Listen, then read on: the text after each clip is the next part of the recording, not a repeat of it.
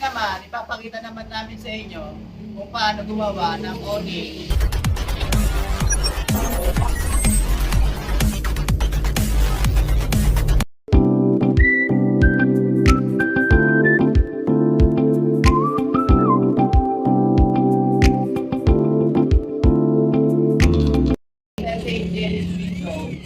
Kasama ang ating expert na fabricator na Kalok-Alay, Iwamo. Tara, basta natin.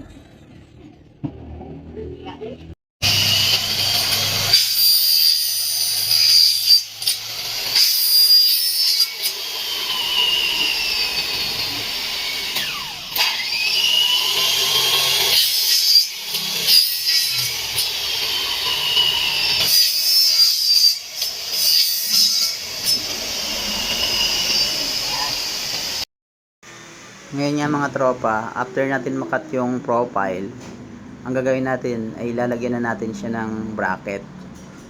So itong bracket na to ay angle bar din siya na aluminum na pinutol-putol natin sa saktong butas ng panel. So ngayon ang ginagawa natin ngayon is naglalagay na tayo ng bracket. Gagamitan nyo lang din syempre ng talim na 1/8 na barena, tapos rivets na 1/8 din. So kabilaang parts lagyan nyo ng bracket, tapos yung dalawang panel wala na. Tapos ang gawin nyo, lagyan nyo rin siya ng rubber na bubble vinyl para yun siya yung magiging soundproof ng window. So wag nyo kalimutan na lagyan nito, kasi once na na-rivets, nabuo nyo ng panel, babaklas na naman kayo. So ang maganda, wag nyo kalimutan yon. So ito na, pagdudugtungin na natin ngayon yung dalawang joint para mabuo na yung isang panel ng window. Yung ganyan lang mga tropa ang pag-assemble ng awning. Ang importante lang dito tropa, malaman mo o alam mo yung mga clearance ng panel window doon sa perimeter, para once na naputol mo yung profile, isasakto siya pag nalagyan mo na siya ng hinges. O ngayon, kung mapapansin nyo, ito buo na siya.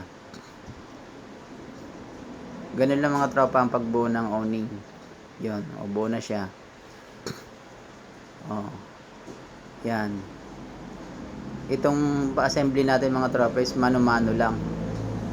So meron kasing machine dito na nabibili, kaso medyo mahal din. So ang common kasing ginagawa natin is tulad lang nito.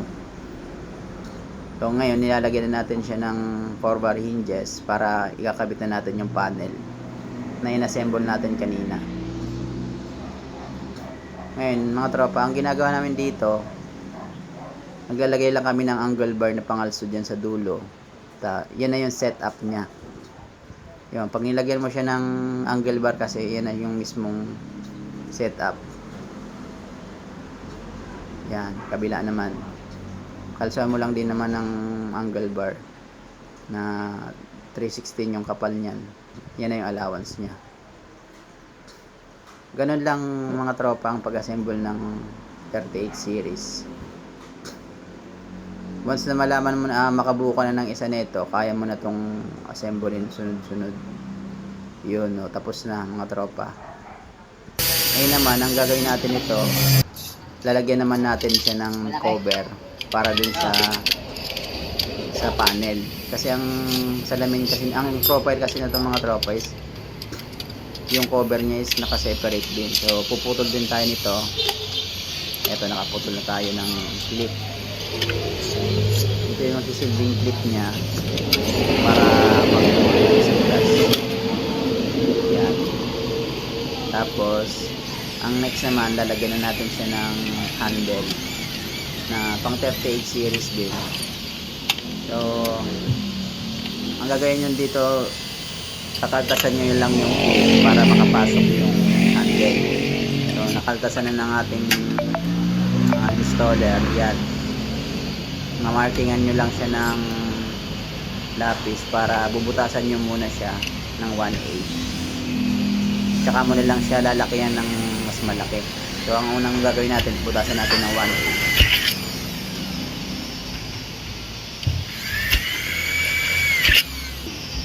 Tapos after natin mabutasan ng 1/8, lalakihan lang natin siya para sakto-sakto dun sa bolt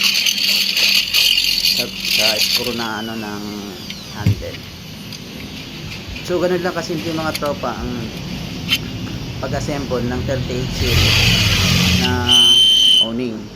So mga tropa, kung nagustuhan mo itong aking video, kung nagustuhan mo at gusto mo pang matuto ng mga ganitong content, huwag mo kakalimutan tropa na mag-subscribe at pahit na rin ang notification bell para once po na may mga upload tayo, may mga content tayo na katulad nito, ay manonotify po kayo.